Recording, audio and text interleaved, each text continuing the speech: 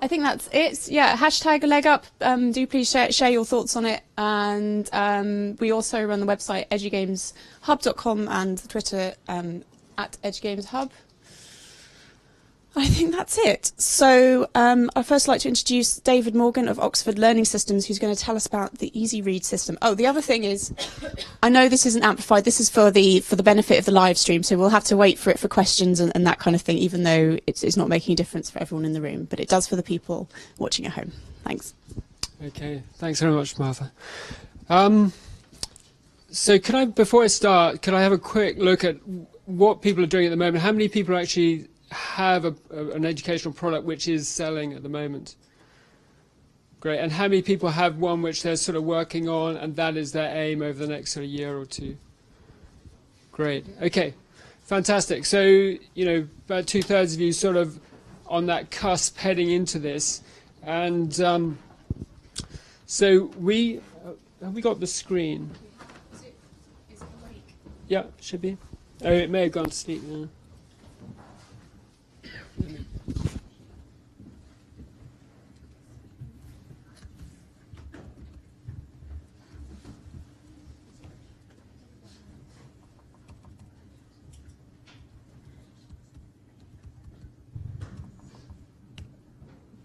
This is difficult, isn't it? Oh, I know what it is.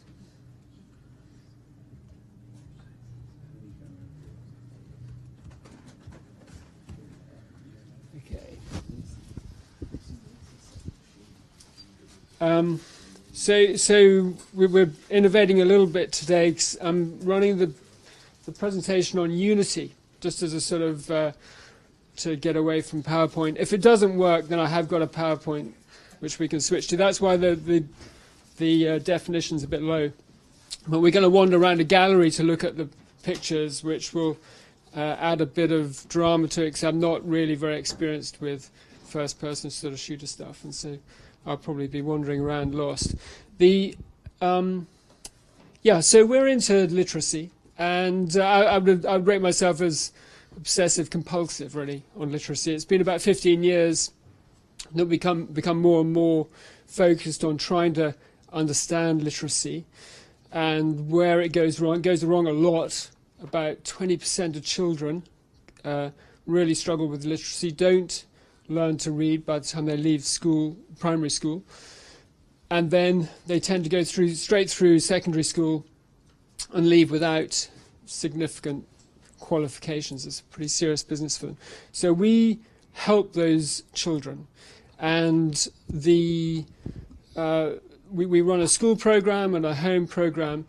In the home program, we run an unconditional guarantee, so anybody who pays us will either get their child reading or get their money back. And our refund rate in 2014 was 3.5%.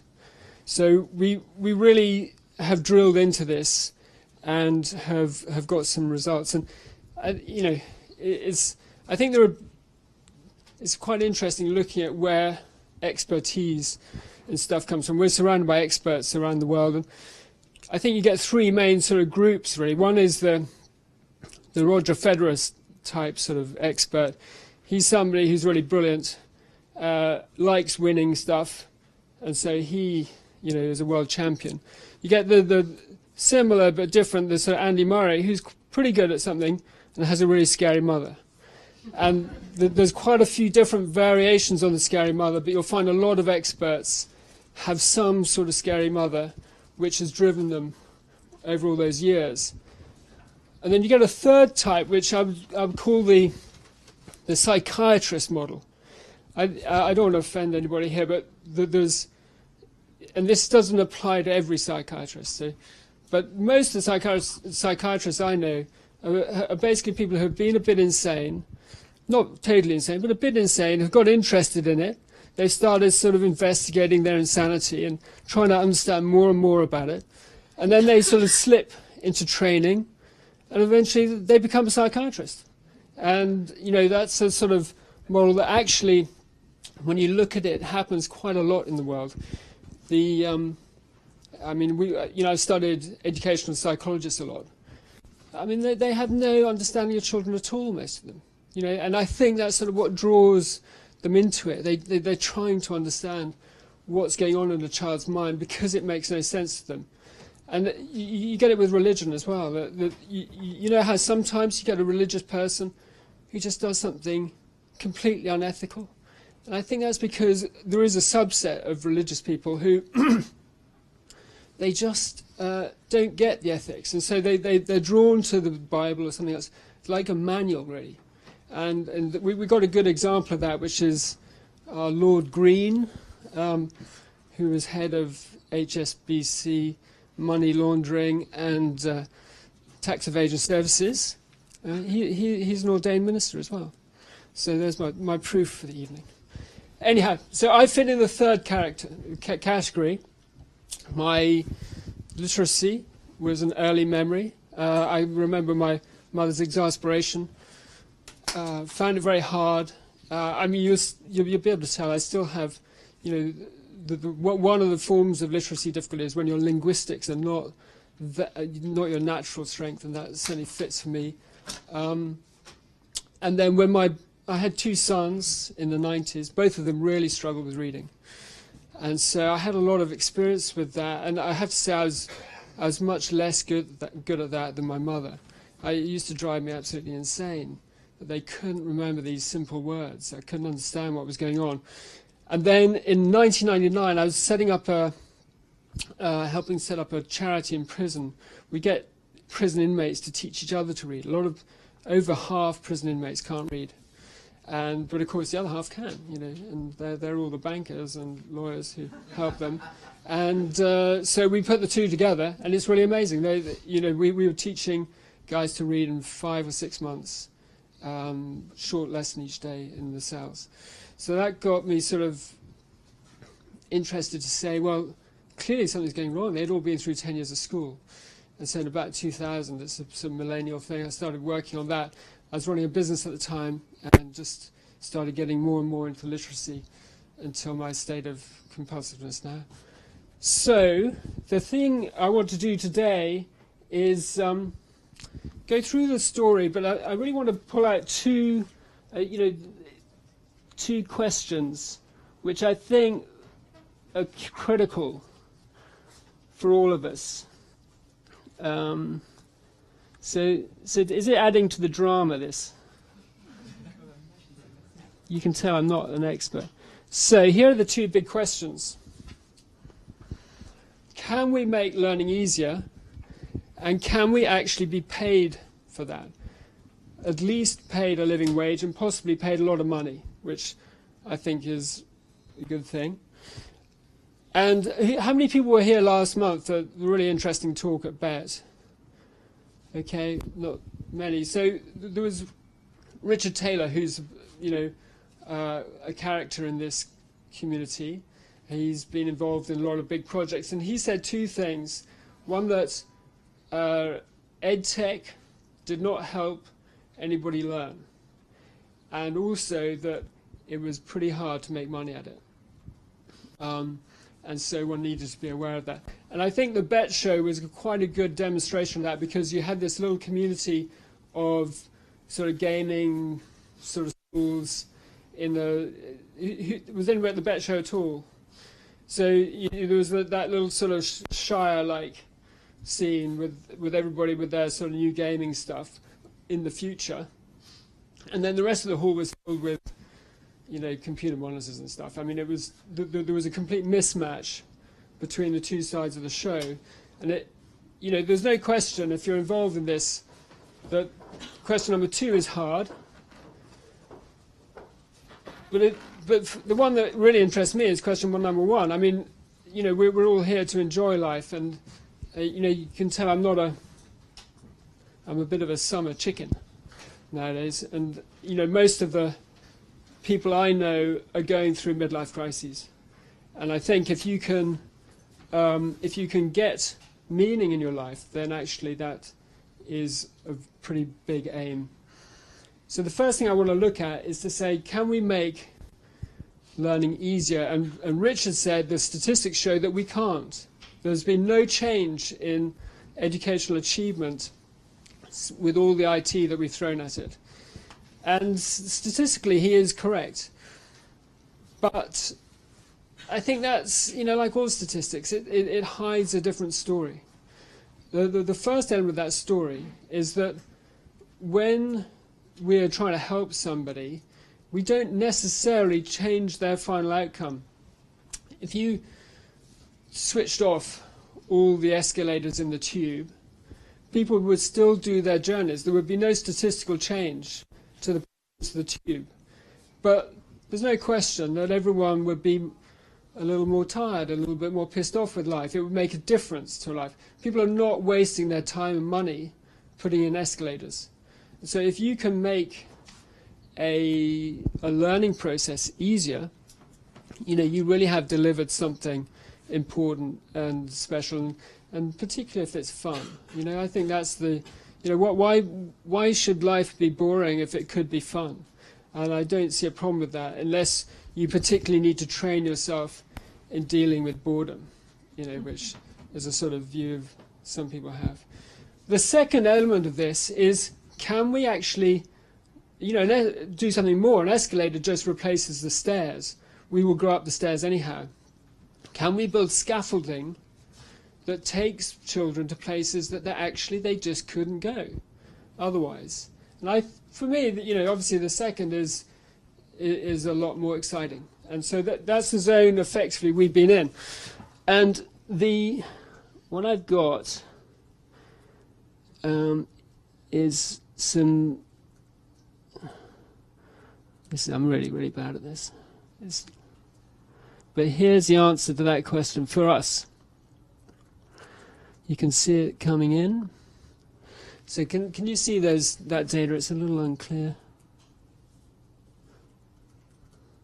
So these are our results from they're more statistics, but these ones were done independently by the Open University. Quite an interesting thing I thought was, it turns out that every bit of educational research that's done, and given that the government policy is that all education should be evidence-based, every bit of educational research done is paid for by the publisher of that material. I personally think that's completely insane. But anyhow, we paid for this, but these are genuine figures. So we started off with 100 children, split them randomly into the control group, the control group in red and the experimental group. There's a big difference between the two groups at the beginning, because a lot of the children in the control group, when the child was put into the control group, the parents threw up their hands and changed school, which was a bit of a nuisance for us, because it messes up our graph rather. But anyhow, they started off here. These are normalized scores. So 100 is an average for your age. 85 is 2 standard deviations, which is a lot. 85 down here means that you're in the bottom handful of percent. These guys are about 2 years behind their peers when we started. We actually started, so that when we took those figures in September, October, nothing actually happened in the schools until February. So really, you can draw those forward. And then the experimental group came up to a normal level and carried on at that level from then on. Meanwhile, the control group did nothing, and then we switched them into the easy read system, and kaboom. They're all pretty much all. These are averages, so that there is a spread, but pretty much they all learnt to read. And that's in a zone where generally intervention does not work. That's why 20% get to 11 unable to read. I mean, effectively, these guys would have gone on another 2 years and not learnt to read. And that is how it works. And so,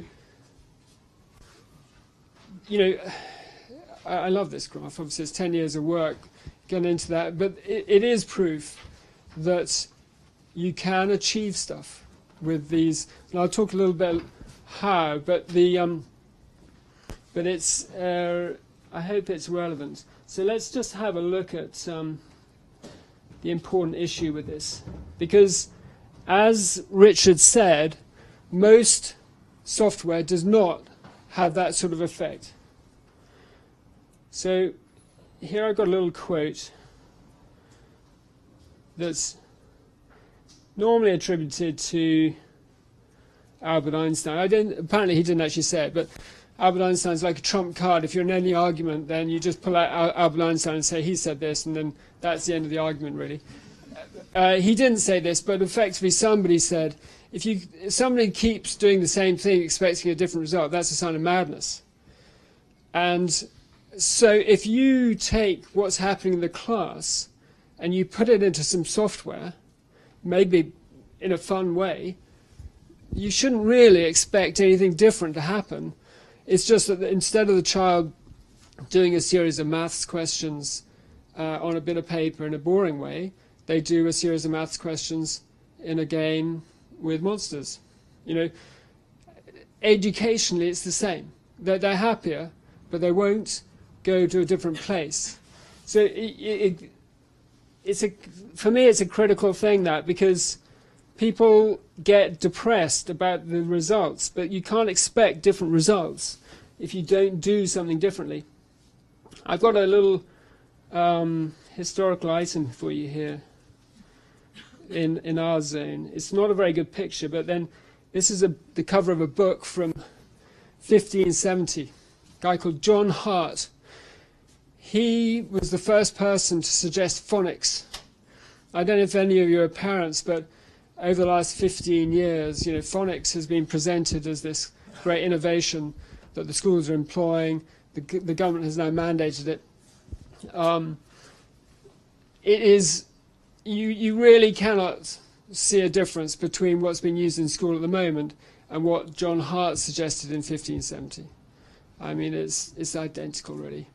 Before that, interestingly, you used the ABC approach, where the child would take a bit of English that they'd memorized, like Genesis, and then they would learn the alphabet, A, B, C, D, and then they would look at the text that they already knew and just start reading it out. So they go I-N in T-H-E, the B-E-G, you know, go through like that.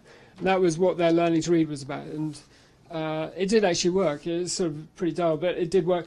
And then this was a big innovation to say, actually, let's have a look at these different sounds, because English is really crazy with the spelling. It's easy to not notice it when you're able to read and write, but actually English has got about 450 different relationships, possible relationships between a letter pattern and a sound. Now, if you're doing Spanish, there's about 33. And so you can, and that's with 26 letters and the accents. So there's almost a one-to-one relationship between what you see on the paper and what you say. In English, just completely not true. It's the reverse. We put meaning into the spelling. So if two words sound the same, we give them different spellings so that we know what the word is. I don't know if that's useful. It's caused a lot of headaches for children. Anyhow, so you're going to do something different. I can quickly show you what we did differently as an example of that. I'm going to try and get this right. So here we go. This is the easy read method for learning Greek. I don't know if you're familiar with the Greek alphabet. This is actually sort of bastardized Greek alphabet, which we use just to display it. But you can see you've got three words here, both ending Alpha, Sierra. And this one is gas. You got the goat and the ant and the snake. This is the goat in the boat, obviously, and this is the ant in pink pants and the snake with a shake. So if you weren't sure about that being gas, you know, you could go, oh, go gas, and you'd get it. The next one is and this is the Zuto. So the S has changed sound. So whereas you might think this, as a child, you think this was has. Doesn't make sense. How do you go from has to has? It's not obvious, is it? But if you've got the Zuto there, it suddenly becomes easy. So you do it. So instead of just getting stuck and getting pissed off and sad and your parent getting more and more angry in the way that I was very familiar with, you do it and everyone's happy and you've done it and you're learning implicitly. The conventional approach is to teach rules. The letter A is A, except when it's got a magic E, then it's A. But then, in arch it's something different. In restaurant it's something different. In aisle it's something different. In what it's something different. There are 33 different letter patterns to sound relationships just starting with the letter A. And so a lot of intelligent children in particular just say, your rules just stink. I'm going to memorize these words. It's way easier. That gets into difficulties later on. So this one, anytime you teach a child to read, you'll get to know this word well. Was. Oh boy, the number of times you can sit with a child going, was. No, not was. You had it on the last page, but this just guides them through, and now they've got a different experience. And actually, what we find is that about 90 lessons, they're about 10 to 15 minute lessons, they are reading just through implicit learning. It's a, can you see how we're not trying to mimic what's already happening in the class? This is completely different. And if you want to get a different result, you have to. Unfortunately, we worked this out. I didn't work it out. It just sort of, I stumbled across it as an idea. But we had that in 2000.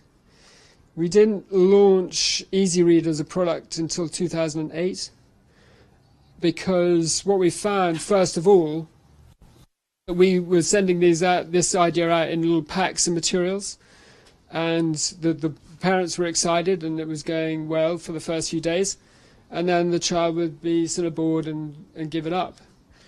And so we found that offline, we just weren't getting the result we were after. So we then put it online, and that really helped. But then we were working with children, and suddenly we just had problems, So, and we just came across all these different problems. This solves about half of the issue. The other half is a lot of complex issues with motivation, with psychology, with technical things going on with their reading. And I said we run an unconditional guarantee. We put that in place for marketing, but actually it's a fantastic rod for your back because you learn. Every time somebody comes and says it's not working, instead of thinking, well, what have you done wrong? We always view it as our problem, and that goes today. Actually, we find it most exciting now when somebody is having difficulty because we're back into sort of Sherlock mode, trying to work it out. We'll generate software just for one child to see if that fixes it for them, and then we'll use it more widely. So all of our innovation happens through our problems, and the guarantee, if you can, if you're launching a product, I can promise you an unconditional guarantee is just fantastic because one, it will triple your sales or more. Two, it will give you all this wonderful feedback, and three, your competitors will just not have the balls to do it. Usually for good reasons, because their product doesn't work. Okay, so that is just a very quick look at what I think the key is to actually producing something that works differently, changes the paradigm, and if you can do that, it's really good fun, and it's not actually that difficult because you can, if you just start doing a bit of reading into neurology and this sort of thing, it sounds, you might think I'm sounding crazy, but actually it's not complex. And you get into understanding how the brain's working, you can quite quickly find different things you can do differently. So here is the million-dollar question, or not.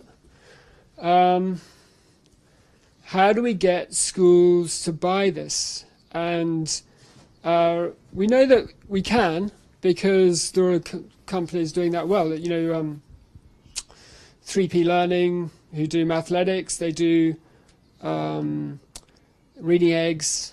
They do about 40 million Australian dollars a year at the moment, growing fast. So that can be done. We have another competitor, Lexia UK. They bung a reading program in schools, and they're doing, I think, sort of 2-3 million a year. I'm not sure exactly, but in that sort of range. They're selling to 2,000 or 3,000 schools a year. So it is possible, but it can be very hard. I mean, I used to think that I'd done a lot of marketing before doing this, and sort of, it's not naive marketing. I got my first smartphone as a gift from Google for having the top click-through rate in the world for one of our products. So we really worked hard at this stuff. And then I got into marketing to schools, and I was like a child. I mean, I just couldn't get any response. I mean, marketing sort of 2 to 3% is a good response. On that click-through rate, we got 25% click-through rate, which is completely awesome, just on one keyword term, but not a sort of weird one, quite a major keyword term. But I was getting like 0.1% return on my marketing to schools. I couldn't understand it, so I tried to I recruited teachers to write it for me and this sort of thing. Still, no response. And so I was thinking, well, they're just skeptical. They've heard it all before, which is true, because schools get new products, particularly in the literacy zone, year on year after year. Oh, this will fix all your problems. Look at this evidence base and this sort of thing. And then they've put it in. It has made no difference. So I was thinking, well, it's just skepticism. It's quite natural, really. Busy people, skeptical. I began to shift my thinking when we did the trial. That trial with that data, we used 6 schools in London. Of those 6 schools, only 1 has done a lesson since we finished the trial. So they'd seen a whole cohort of children go through, but they hadn't continued with it. And that really made me think, hang on, I'm dealing with something completely different here. This isn't about what they think of us and that sort of thing. There's some different mechanism going on. We had another, interesting thing this year that we moved into the secondary zone. We didn't think that our, you've seen the sort of imagery we use. We didn't think it was appropriate for secondary school. We found we were wrong. We've got a great project going in a secondary school in Oxford.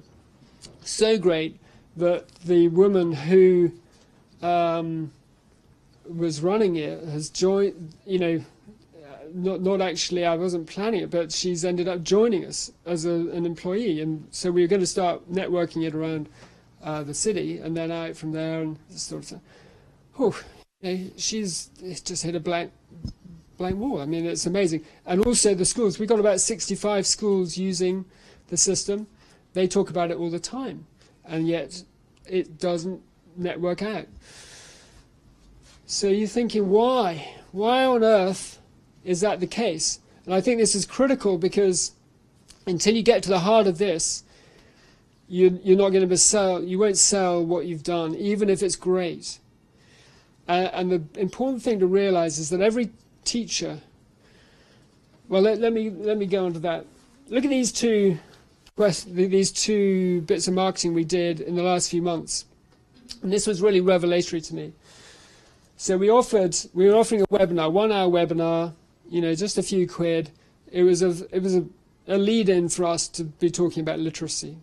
And so we were offering this to Key Stage 3 English leaders in secondary schools. And we offered, come and learn about phonics. They don't really teach literacy, but, we're going to tell them how phonics works and this sort of thing. And then the other one was, come and find out why some of your students are struggling to read, and how you can help them. So, which of those, if it was your last $100, your life depended on it, which of those would you send out? Number 2. So who's for number 2? Who's for number 1? Okay. So inevitably, I have slightly set you up. And I would totally, I would have literally, I would, you know, if you took that to marketers, they'd say every day, oh God, yeah, it explains what you're going to do, what they're going to get, the benefit, it's all going to be wonderful. But the little bit of information that I withheld was that the government in the autumn sent out a message to secondary schools to say, we really believe in phonics. Phonics is, you know, what's going to cure the world. And we need you to understand phonics too. You're not going to be teaching it. You're teaching in English class. But we expect you, when we come around, to know about phonics. Completely useless information, frankly, for somebody trying to teach Shakespeare. But we will expect you to know it.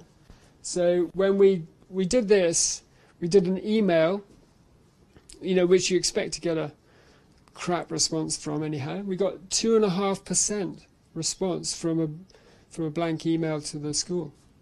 Actually, I mean, no name, no nothing, bang, 2.5%. This one, we're back down to fractions of a percent.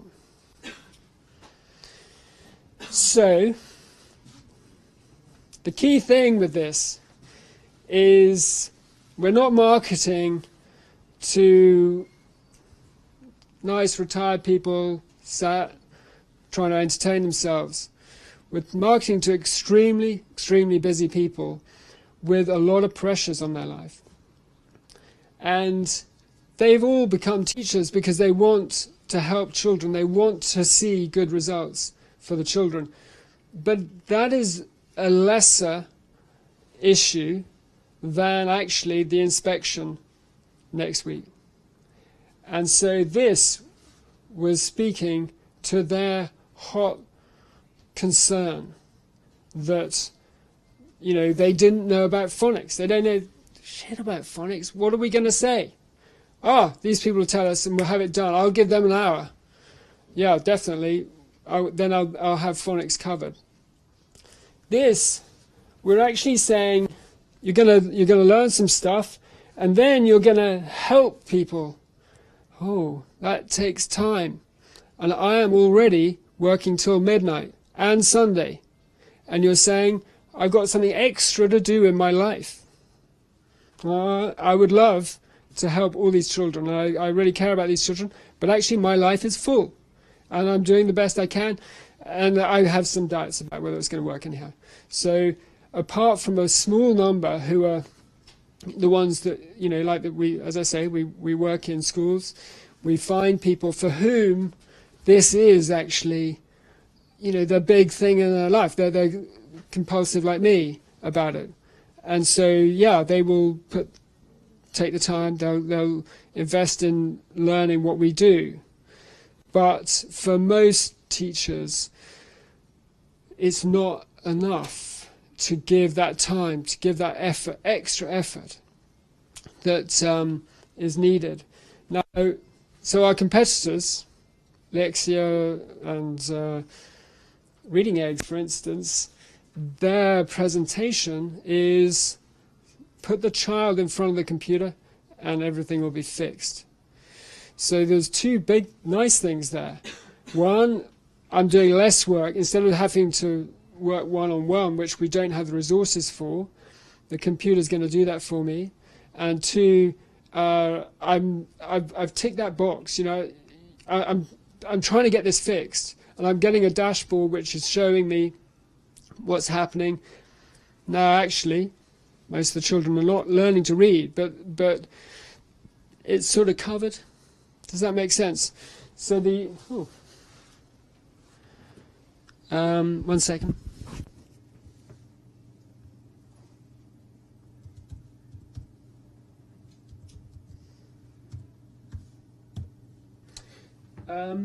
So what I'd say, I've got I got a sort of answer to the question upstairs. This is so we're going to, this little gallery was created by my son, actually. So I'm not a, if anybody, oh my God, I've broken it. I've got through the side of the stairs. No, I've really got lost now. Oh my God, we're not going to be able to see the last slide. Okay, so actually I changed the last slide, so it's quite convenient for me. Because on the way up, the last slide said, you know, okay, show me where it hurts. So most busy people don't go to the doctor until something is hurting, and we respond to things when we're forced to. But I was thinking on the train up, actually, that it's the sort of metaphor that I was coming to was it's like talking to somebody who's sort of baking cookies with in a kitchen that's on fire. You know, that when you talk to teachers, it's almost like you know, a school has a sort of is halfway to a nervous breakdown. There's this constant pressure during the term. And so it's almost worse than that. It's like running a hotel at the beach. You know, you're trying to keep everyone happy. There's fire breaking out all over the hotel, and then the inspectors are coming. Strange inspectors. They don't actually sort of mind the fire too much, but they're coming to check all your staff. And you walk into that hotel and say, "Hey, you know, I've got systems which you can install, which are going to help with all this fire breaking out. And, you know, we've got fireproof curtains and this sort of thing. Would you like to have a look at the brochure?"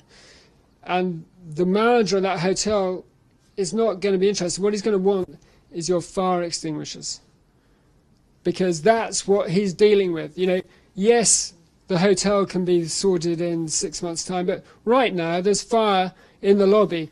I've got to go and put it out. And that's the nature of talking to a teacher, because their life is so full. So if you're going to sell, you know, and we can do this. So our plan is we're shifting to a mobile format so that it can be working on iPads. We're going to make it free so that we're making money on the back end. We're not making money trying to sell it straight up. And we're going to make something that is completely awesome, because we can take all the knowledge we've got from our earlier work with struggling readers and put it into something for people just learning to read. So that's the sort of direction we're going. And we've also identified ways that we can make a teacher's life a lot easier. Actually, measurable time and effort, especially effort in the evening, which is a sort of, you know, obviously a pain point, that will actually change the teacher's life. And, you know, we know that it will change the child's life if Easy Read gets into their hands. So that's the focus, and it's it feels, you know, you're sort of taking a secondary, you're stepping away from what you've created is trying to do, but actually it's worth it in order to achieve the eventual aim. And so yeah, you can see I'm really good at mobile platform. If you know anybody who's into Unity 3D, that we are recruiting in the next few months, and it will be an awesome job, because what we do can have a big effect. And we've got a lot of ways to make reading really a lot of fun. But I hope that's useful, and I'm happy to take pretty much any question. Thank you.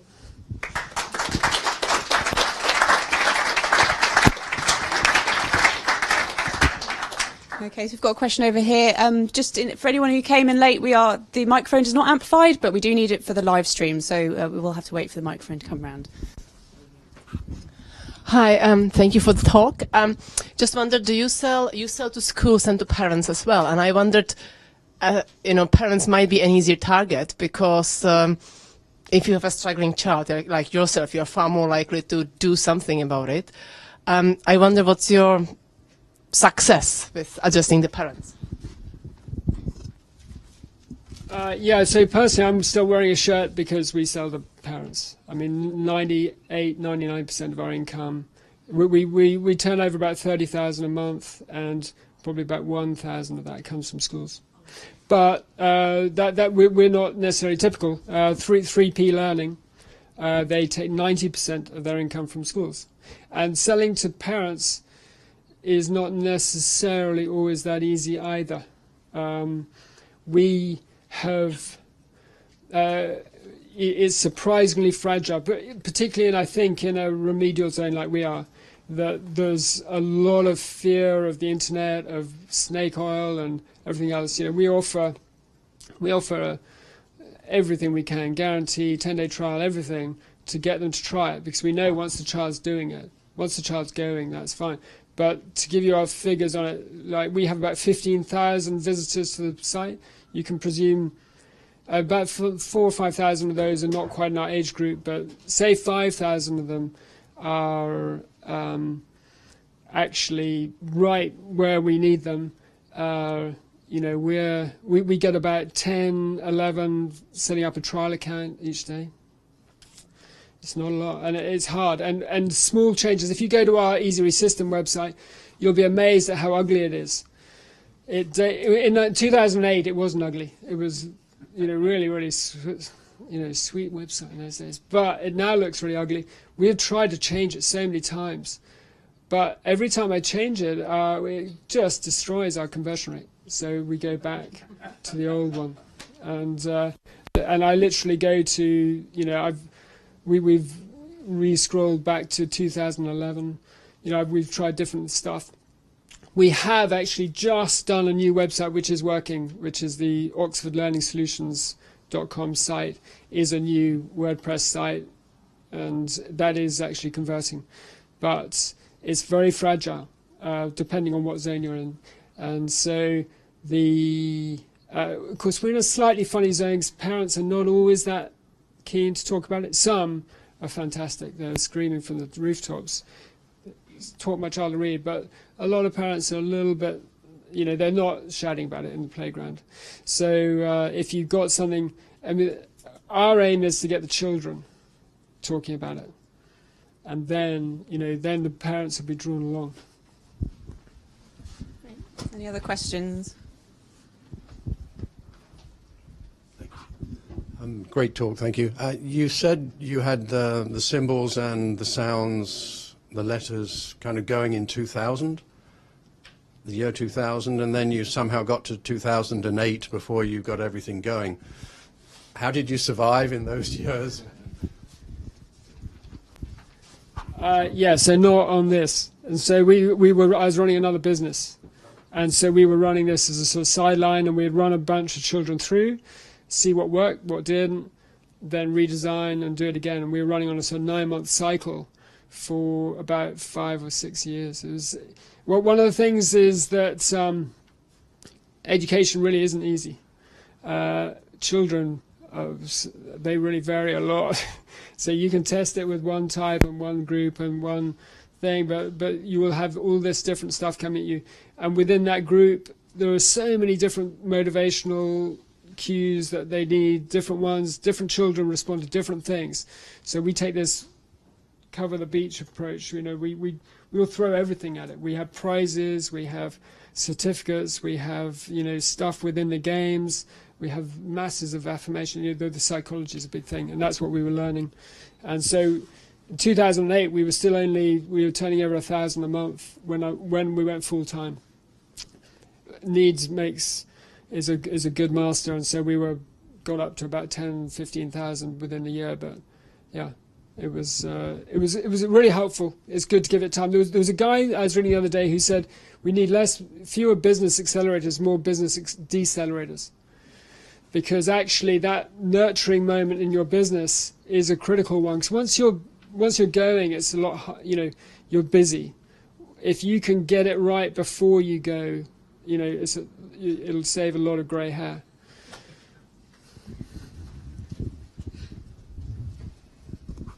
Cheers for the talk. My question is, I'm not sure how your product works, Is it online? Do you have some kind of metrics about the success of the children's learning?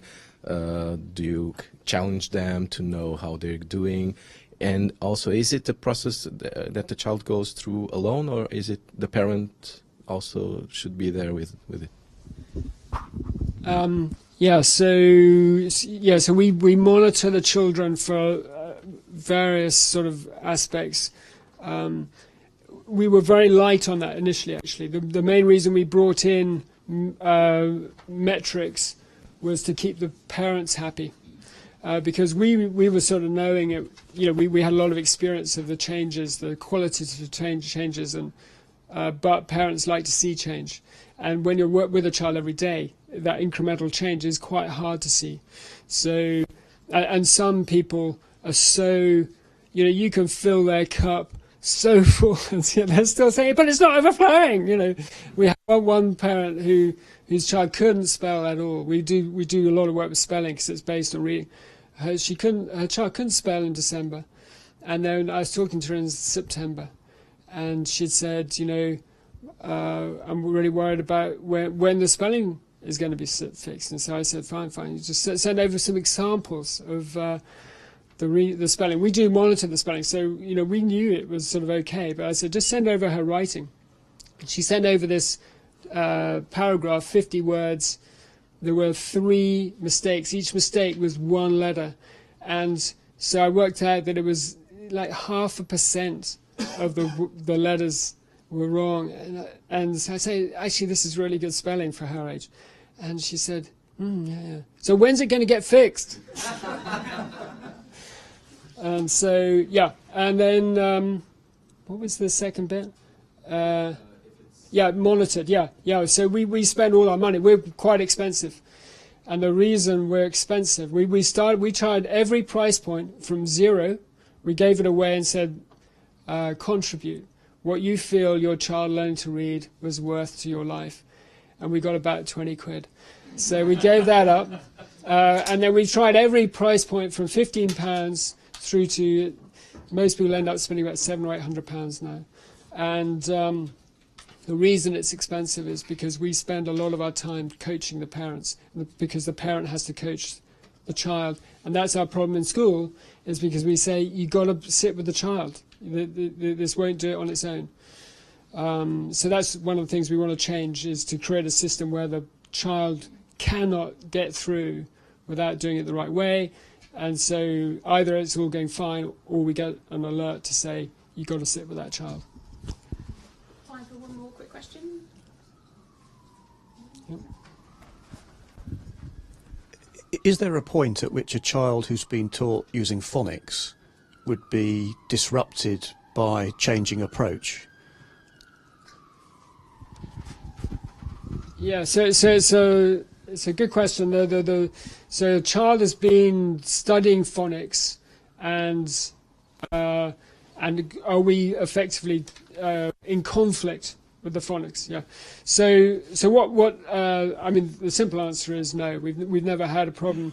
The underlying reality is that the reason children get into difficulty is, for some reason, they're presented the phonics, but they ignore it, and so they are sight reading the words.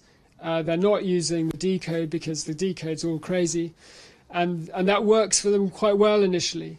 And then they get onto what we call we give it a term. We see it so much we call it optolexia, where they're reading by sight, and they get onto this what we call the optolexic plateau. So at about 5 and maybe 6, they're seeming okay. Some will take it all the way to about 10, 11. They seem to be reading all right. Actually, for their quality, for their intelligence, they're way below where they could be. But the big indications they're spelling. Anyhow, they get onto this plateau, and then suddenly the gap opens up month by month. And so we take them from that and get them back onto the we take them back to the beginning and start them decoding. And they were not doing so before. Usually they can't decode even simple words. That's all we've got time for. Okay. Thank you very much, David. Well, thank you. It's been a pleasure.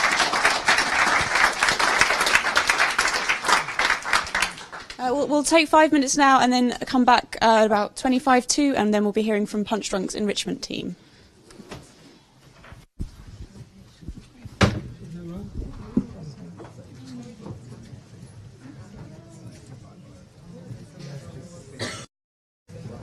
ask that question because I have a 10-year-old who I'm told is dyslexic.